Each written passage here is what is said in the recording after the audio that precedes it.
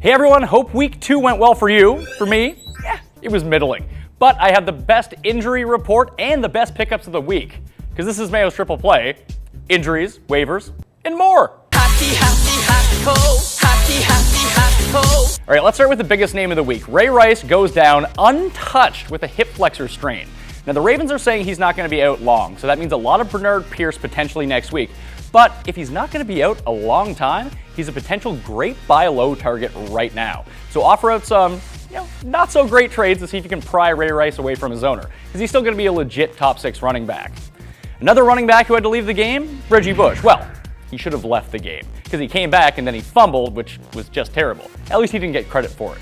Unless you're a Matt Stafford owner who did, and that was just terrible. He says he should be fine, so you wait for his return and grab Joique Bell if he's still available. And if he's not, make a trade for Joique Bell anyway, because in PPR formats, even if he is the backup, he's still going to possess tremendous value. Let's move on to Andre Johnson, who's now suffering from a case of the dizzies, had to leave the game with a concussion, and Dr. Owen Daniels talked to him after the game and said he was all right. So, you got to believe Owen Daniels. The team does say he's going to be fine, and he does expect to play against Baltimore. So get him back in your starting lineups. And running back, not the deepest position, but MJD had some looseness in his left ankle, the same ankle that caused him to miss so much time last year. Jordan Todman's the handcuff, but he stinks, and you really don't want to pick him up. More injuries to running back. Steven Jackson leaves the game with a quad injury, the same quad that forced him to miss games a few years back when he was in St. Louis. Not saying that it's going to persist, but for right now, you need to be looking at Jaquiz Rogers if he's still available, or Jason Snelling, who is definitely available in your league. Makes a nice deep add. Sleeper wide receiver, Darius Hayward-Bay coming into the year, looking like sort of a bust, especially since he left the game with a left shoulder injury. That means more T.Y. Hilton, and we got that in the game against the Dolphins. Larry Fitzgerald and Roddy White, we didn't know what to make of them coming into week 2.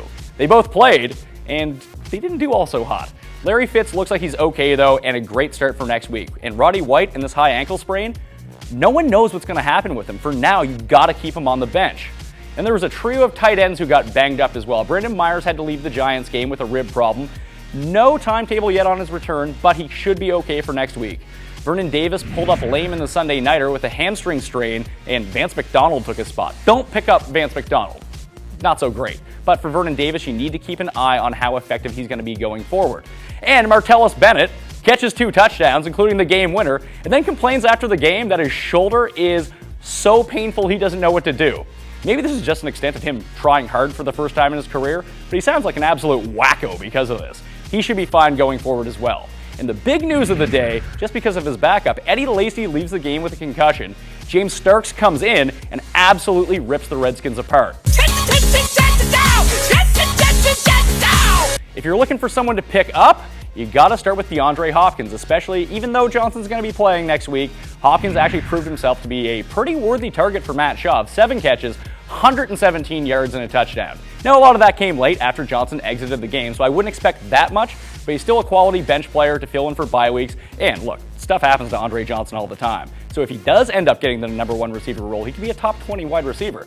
James Starks, obviously, we just talked about that. And Eddie Royal, 7 catches, 90 yards, 3 touchdowns from Phillip Rivers. That's incredible.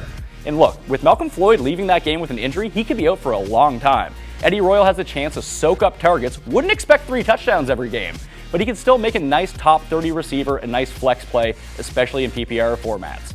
Moving a bit deeper down the list, because it happened on Thursday and people can't remember back that far, Aaron Dobson soaked up double-digit targets from Tom Brady in that game. And if Amendola is going to continue to be out for the next 6 weeks, you got to take a roll the dice on Aaron Dobson, come on. And if you play in PPR formats, you got to go with Danny Woodhead. Running backs are crap this year. And this week, Danny Woodhead, 8 catches on 9 targets. The dump-off offense I thought that was going to happen with Ryan Matthews has just been put onto Woodhead. We just talked about the 3 tight ends who could miss time with injuries, so you need to look at Kobe Fleener as an ad, especially with Dwayne Allen out.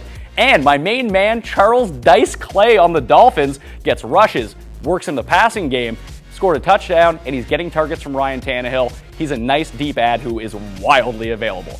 And right now, while you're picking up defenses, consider the Bills. They look great this week, and they're a real defense that's taken on the Jets. Bad news for Geno Smith.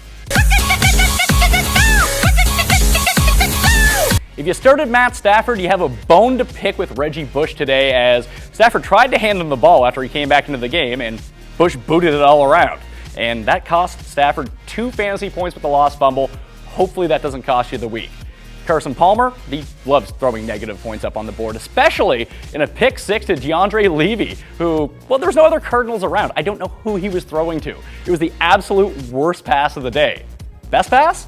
Potentially Patrick Peterson, in the weirdest stat line you maybe ever see, because it synced up perfectly.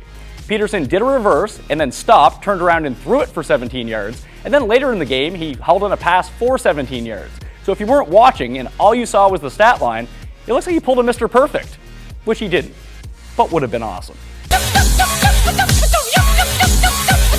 That's your Monday recap. If you have any more questions, make sure to go to RotoExperts.com, check out our articles, check out our daily advice, and our exclusive email feature where you can get any question you have answered by one of our Roto Experts. I'm Pat Mayo. See you next time.